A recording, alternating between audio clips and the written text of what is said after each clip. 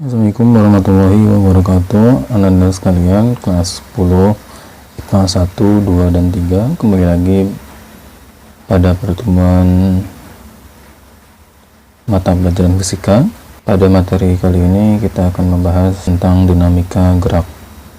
Sebelumnya anak-anak sekalian sudah mempelajari mengenai gerak suatu benda, baik itu gerak sebuah mobil, gerak sebuah bola basket yang dilemparkan, dan lain-lainnya. Nah, lalu bagaimana benda tersebut dengan mampu bergerak?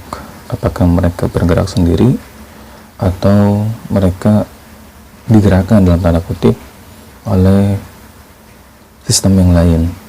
Maka pada kali ini kita akan membahas mengenai hal tersebut. Ya, anak-anak sekalian, pada dinamika gerak atau pada suatu benda yang bergerak, itu tentunya ada faktor yang mampu membuat benda itu bergerak. Salah satu faktor itu adalah gaya.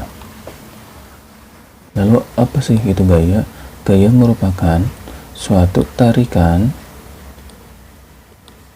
atau dorongan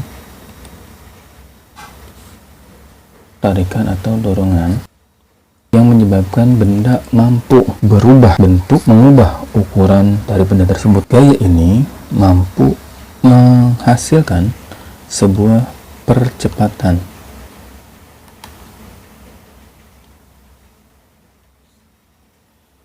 Dan arah gaya itu berbanding lurus dengan percepatan. Nah, anak-anak sekalian, dari sini dapat kita simpulkan bahwa gaya ini merupakan besaran yang mempunyai besaran dan arah, sehingga gaya ini bisa kita simpulkan dia merupakan besaran vektor. Masih ingat sebelumnya ada besaran vektor dan ada besaran skalar ya. Nah, satuan dari gaya yaitu Newton atau biasa kita sebut dengan N. Nah, 1 Newton ini merupakan besarnya gaya yang diperlukan untuk menimbulkan suatu percepatan dengan besar 1 meter per second kuadrat pada benda yang bermassa 1 kilogram. Selain Newton, besaran gaya itu biasa kita tulis dengan kilogram meter per second kuadrat. Ini merupakan satuan dalam sistem internasional. Selain itu, satuan gaya pun bisa kita tulis dalam satuan lain yaitu CGS. Dalam satuan CGS, gaya biasa kita tulis dengan gram centimeter per second kuadrat. Ini satuan CGS. Nah, satuan ini biasa kita sebut dengan Dyne. Jika di dalam satuan internasional disebut dengan Newton, maka di dalam satuan CGS kita sebut dengan Dyne. Hubungan 1 Newton dan 1 Dyne itu bernilai 1 Newton itu sama dengan 10 pangkat 5 Dyne ya. Ya, dari sekalian, selanjutnya kita akan membahas gaya Newton, di mana Newton ini seorang ilmuwan yang berasal dari Inggris. Beliau mengemukakan bahwa gaya Newton ini dibagi menjadi 3. Yang pertama yaitu hukum 1 Newton. Yang kedua adalah hukum kedua Newton. Yang ketiga adalah hukum 3 Newton. Nah, hukum ke-1 Newton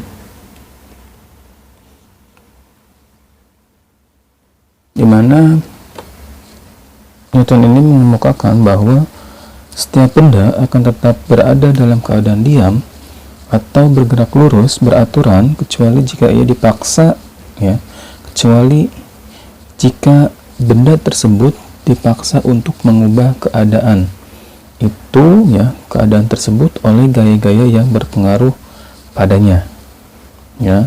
Artinya setiap benda tersebut pada saat keadaan diam atau bergerak lurus beraturan dan selanjutnya ia dipaksa untuk mengubah keadaan itu, atau bila resultan gaya yang bekerja pada benda sama dengan 0, tidak ada gaya yang bekerja pada benda, maka benda yang diam akan tetap diam, atau benda yang bergerak lurus beraturan akan tetap bergerak lurus beraturan. Nah, hukum ke-1 Newton ini biasa kita sebut dengan hukum kelembaman, di mana hukum kelembaman ini biasa kita sebut dengan inersia. Nah, inersia ini yaitu sifat kecenderungan untuk mempertahankan keadaan suatu benda, sehingga hukum pertama Newton ini bisa kita rumuskan, bisa kita tulis persamaannya, yaitu sigma F sama dengan 0, di mana titik acuan dari gaya ini yaitu benda yang diam, bukan benda yang bergerak. Ya, titik acuannya adalah benda yang diam yang dipengaruhi oleh gaya benda lain, itu kan, yang bergerak. Salah satu contohnya yaitu pada saat kalian menaiki sebuah mobil dan mobil tersebut digas secara tiba-tiba, maka kalian akan terhentak sedikit ke belakang, dan begitu sebaliknya pada saat benda atau mobil kalian yang tumpangi itu bergerak dan direm secara tiba-tiba, maka kalian akan sedikit terpental ke depan. Itu salah satu contoh dari hukum ke-1 Newton pada kehidupan sehari-hari. Nah, yang kedua yaitu hukum kedua Newton. Hukum kedua Newton ini mengemukakan bahwa percepatan yang dihasilkan oleh resultan gaya yang bekerja pada suatu benda berbanding lurus dengan resultan gaya yang bekerja pada benda tersebut, dan berbanding terbalik dengan massa benda tersebut, atau A sama dengan sigma F per M.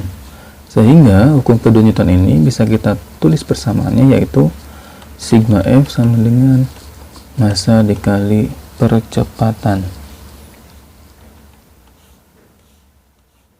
di mana F-nya yaitu gaya yang bekerja, satuannya adalah Newton, dan M-nya itu adalah massa benda, satuannya adalah kilogram, dan A-nya itu adalah percepatan benda tersebut, satuannya adalah meter per second kuadrat.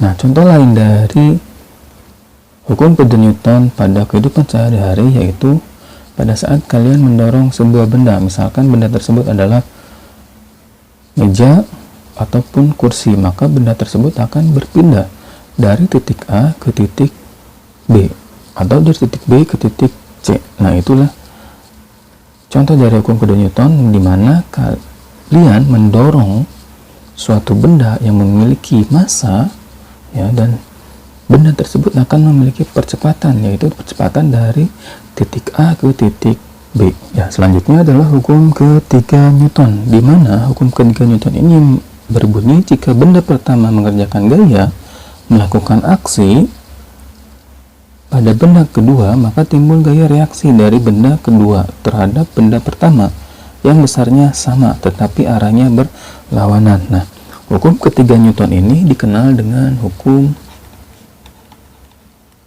aksi reaksi ya, dimana persamaannya itu bisa kita tulis dengan F aksi dikurangi F reaksi, atau F1 dikurangi F2. Nah, perlu kalian ingat bahwa tanda negatif ya pada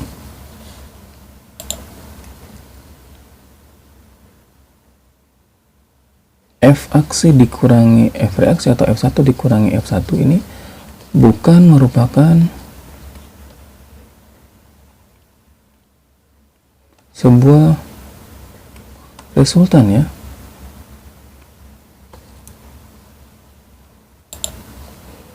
dimana tanda negatif ini merupakan tanda yang menyatakan bahwa kedua gaya tersebut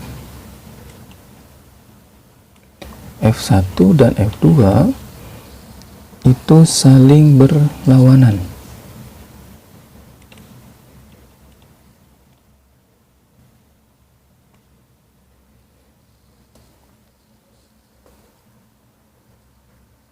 Nah, contoh lain dari hukum ketiga Newton yaitu pada saat kalian memukul paku di tembok. Pada saat palu kalian pukulkan ke paku tersebut, maka akan sedikit, apabila kita lemaskan, akan sedikit kembali lagi ke awal, dan gaya yang kalian berikan ke paku itu akan sama dengan ya yang diterima oleh palu tersebut, sehingga akan sedikit sehingga palu tersebut akan sedikit terpental ke belakang, kurang lebih seperti itu. Ya, anak-anak sekalian, terima kasih banyak.